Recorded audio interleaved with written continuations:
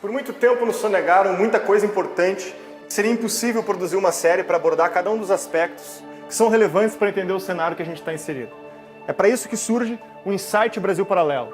São documentários de curta duração, com um padrão de estética e didática do Brasil Paralelo, para abordar temas importantes e que nos preocupam na atualidade.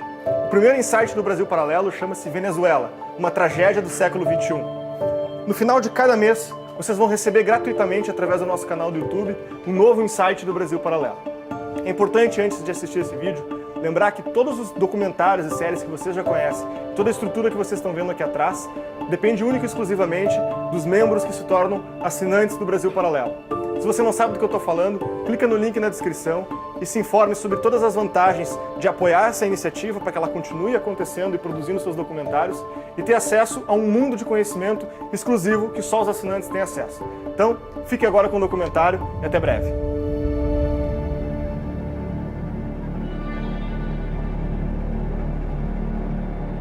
Com a chegada do Partido dos Trabalhadores ao poder em 2003, falou-se muito sobre os riscos de o Brasil se tornar uma Venezuela. Estamos em crise alimentaria no mundo. Brasil e Venezuela juntos, tomando medidas para enfrentar essa crise. Durante os últimos 15 anos, os dois países estiveram submetidos a partidos de esquerda e líderes políticos, colegas na organização supranacional denominada Foro de São Paulo.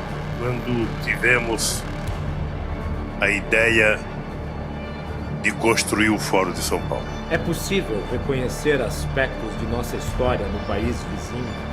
Que elementos levaram a Venezuela a regredir tanto em seus indicadores econômicos e sociais?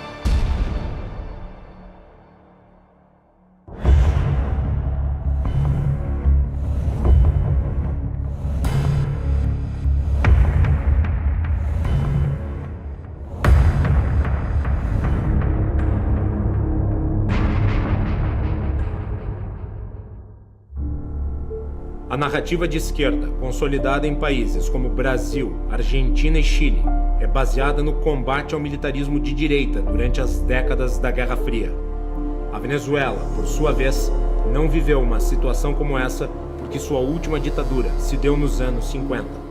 Comandado pelo general Marco Evangelista Pérez Jiménez, o regime se assemelhava muito mais ao de Getúlio Vargas no Brasil e ao de Juan Domingos Perón na Argentina.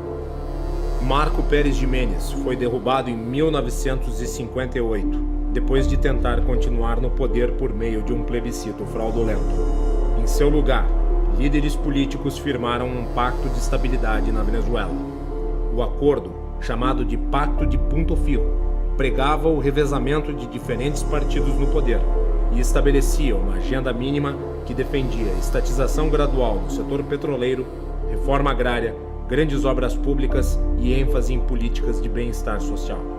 A consequência dessas políticas foi o aumento progressivo do Estado e do gasto público.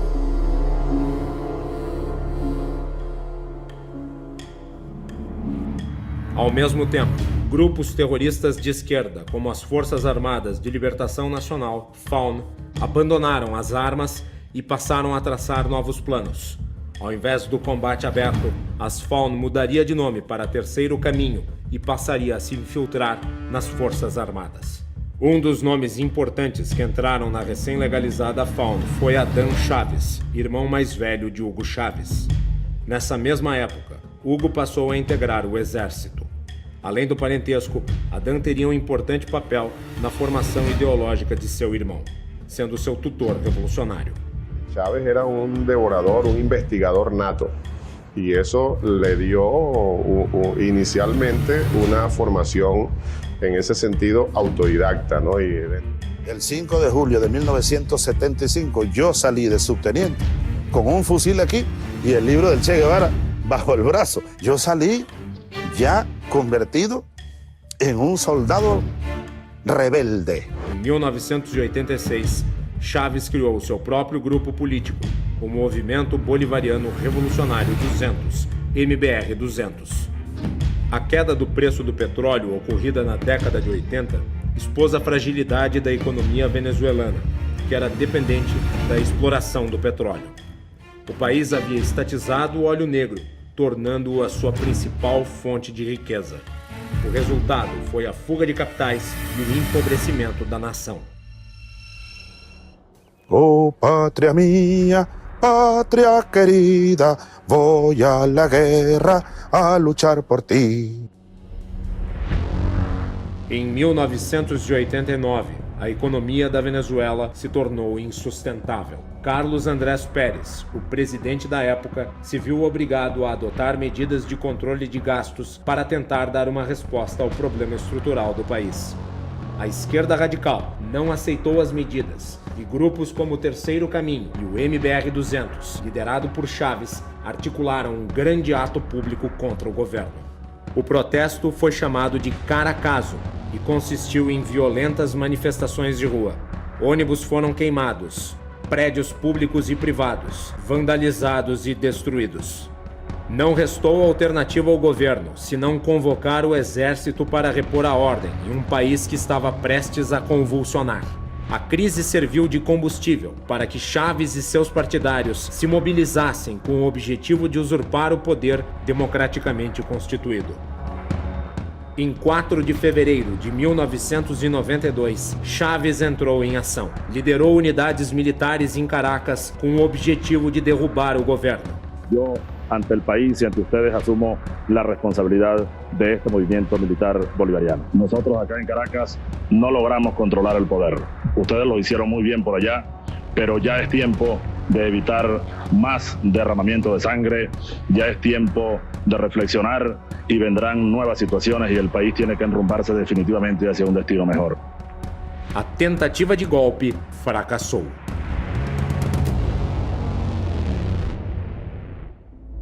Erros táticos levaram Chávez e seus colaboradores a ficarem encurralados e sem comunicação. O líder golpista ficou impossibilitado de transmitir as fitas pré-gravadas nas quais incitava a população a tomar as ruas em um levante. Após cumprir 2 anos de prisão por liderar o golpe, Chávez abandonaria a carreira militar e adotaria as novas fórmulas de dominação política prescritas e orientadas pelo Foro de São Paulo. Fundado por Lula e Fidel Castro em 1990, o Foro de São Paulo se tornou a Assembleia Estratégica da Esquerda Latina e tinha entre seus participantes grupos narcoterroristas. Companheiro da direção do Fórum de São Paulo, evitar parte da chegada da esquerda ao poder da América Latina pela existência dessa cosita chamada Fórum de São Paulo. Hugo Chávez fundou em 1997 o Movimento Quinta República, MVR, aliança partidária de esquerda que lhe daria suporte para disputar a presidência. Chávez foi beneficiado pelo descrédito da classe política tradicional e acabou eleito com 56% dos votos. Quando concorreu ao governo da Venezuela, Chávez tentou passar a imagem de democrata. Dicen que no es demócrata. ¿Usted está dispuesto a entregar el poder después de 5 años? Claro que estoy dispuesto a entregarlo, no solamente después de 5 años, yo he dicho que incluso antes, porque nosotros vamos a proponer aquí una reforma constitucional, una transformación del sistema político para tener una democracia verdadera, mucho más auténtica.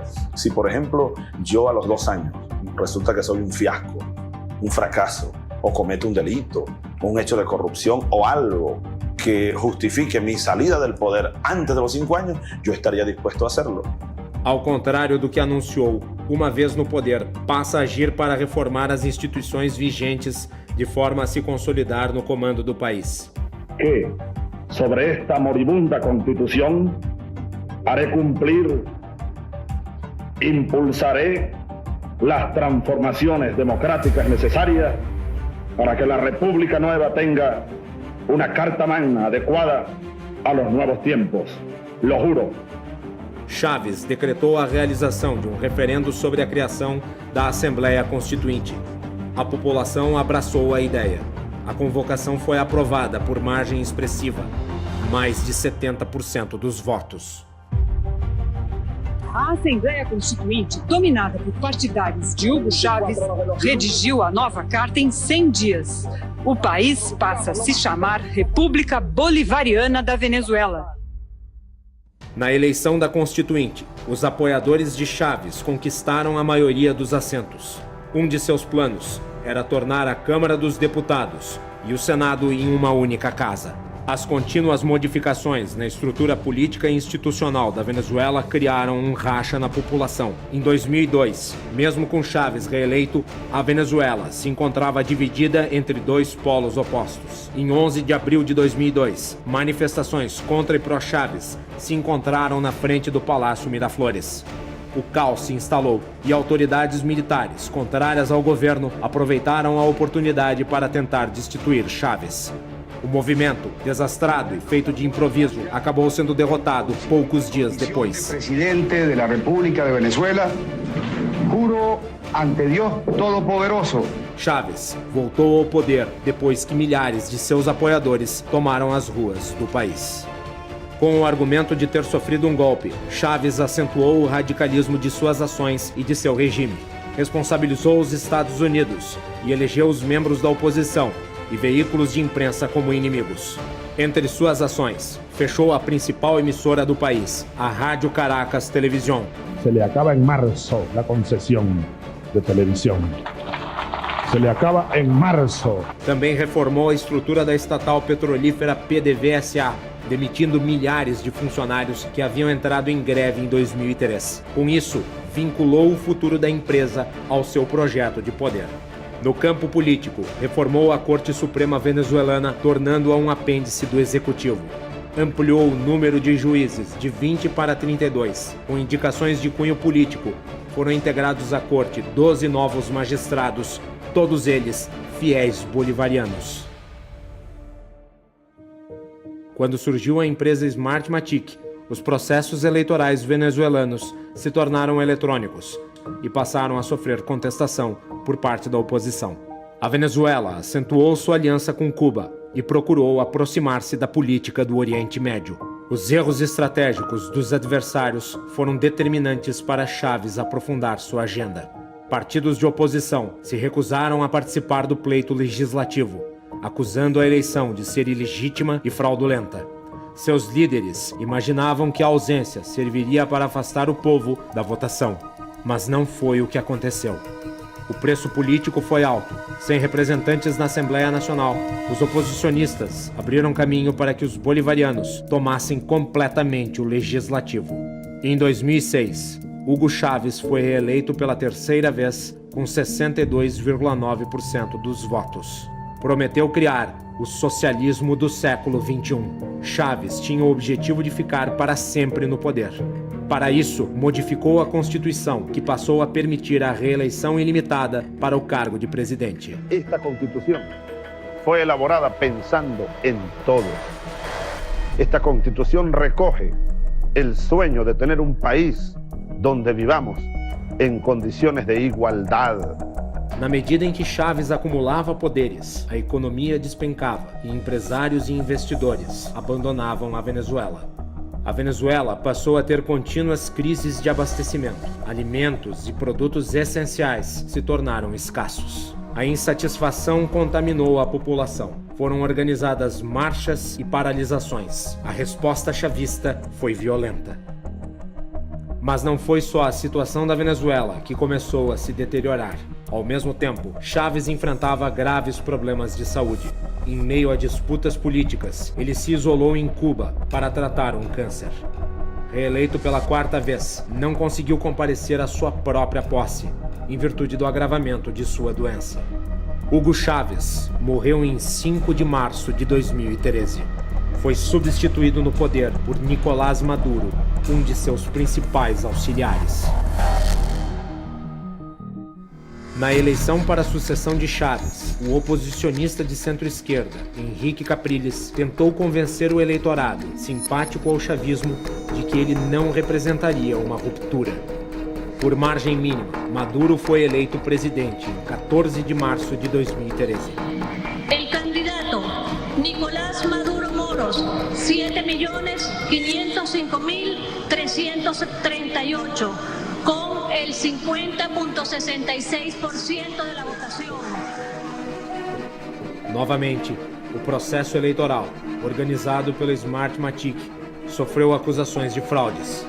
Capriles não reconheceu o resultado e pediu a recontagem de votos. Mesmo com a eleição contestada, Maduro prevaleceu. O apoio diplomático da União das Nações Sul-Americanas, órgão subordinado ao Foro de São Paulo, foi fundamental para lhe dar sustentação internacional. Apesar da vitória interna, Maduro passou a lidar com uma oposição crescente na Venezuela. Nas eleições legislativas de 2015, a oposição recuperaria a maioria na Assembleia Nacional. Tentando driblar os adversários do parlamento, Maduro convocou uma nova Assembleia Constituinte. Anuncio que en uso de mis atribuciones presidenciales como jefe de Estado constitucionales de acuerdo al artículo 347, convoco al poder constituyente originario para que la clase obrera y el pueblo en un proceso popular constituyente convoque una Asamblea Nacional Constituyente. A manobra não foi reconhecida nem dentro do país e nem pela comunidade internacional. Mesmo assim, formou-se um parlamento paralelo, próprio da ditadura, que passaria a funcionar como alternativa ao parlamento oficial. Foi em meio a esse clima que, em 2018, Maduro buscou sua reeleição. Obteve vitória contestada internacionalmente. As fraudes no processo eleitoral se avolumaram. Brasil, Estados Unidos e União Europeia não reconheceram a legitimidade de Maduro para continuar. O parlamento oficial também se recusou a prestigiar sua posse. E na Venezuela, o presidente Nicolás Maduro foi reeleito para um novo mandato de 6 anos, numa votação marcada por alta abstenção e denúncias de fraude. Maduro disse que essa foi uma vitória contra o imperialismo. Depois de 93% das urnas apuradas, ele foi declarado vencedor com pouco mais de 5.800.000 votos. O impasse se agravou quando Juan Guaidó, então designado líder da Casa Legislativa dominada pela oposição, se declarou presidente da Venezuela. Juro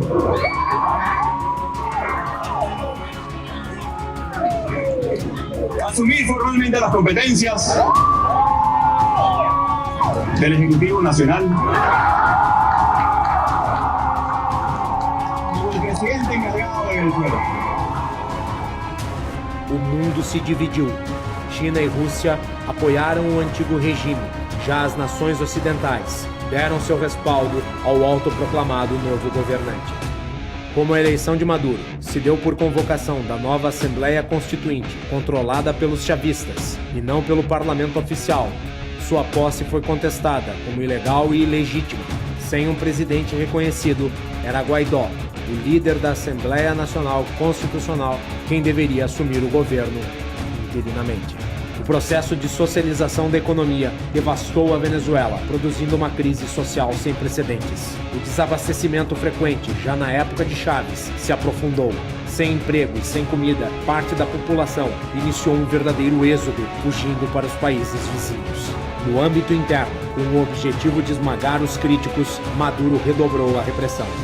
Se no Brasil de 1964, as Forças Armadas tiveram um papel fundamental para evitar uma revolução comunista, na Venezuela foram elas seus principais agentes. A dificuldade da esquerda em plantar suas bases nas Forças Armadas do Brasil se deve ao fato de essa instituição ser majoritariamente positivista. O positivismo, ideologia que prega o conhecimento científico como única forma de conhecimento verdadeiro, já era muito disseminado entre militares brasileiros e foi a base intelectual do golpe que derrubou a monarquia e instaurou a república em nosso país em 1889. Com o fracasso da contaminação das Forças Armadas, a esquerda brasileira apostou na guerra cultural, que sempre foi desprezada pelos militares. A luta política passou a ser travada a partir do meio jornalístico e das universidades. Foi nesses ambientes que a esquerda criou a massa de militantes que apoiam o chavismo no Brasil. Cuba, só um minuto, agora deixa eu só perguntar. Cuba é ditadura ou não? Não, não é uma ditadura. Gostem ou não, Maduro foi eleito com 67% dos votos do povo venezuelano. É isso aí. O senhor acha que a Venezuela é uma democracia? A Venezuela é uma democracia tão democrática quanto a brasileira e a americana. O bolivarianismo tinha como objetivo criar o socialismo do século XXI, uma atualização do modelo implementado pela União Soviética no leste europeu. Ao longo de 20 anos de poder, o resultado de sua ação foi a repetição dos mesmos crimes em massa, da mesma violência e do mesmo fracasso econômico vistos no socialismo do século XX. Karl Marx dizia que a história se repetia, a primeira vez como tragédia e a segunda como farsa. A Venezuela de Hugo Chávez e de Nicolás Maduro lhe deu razão, finalmente.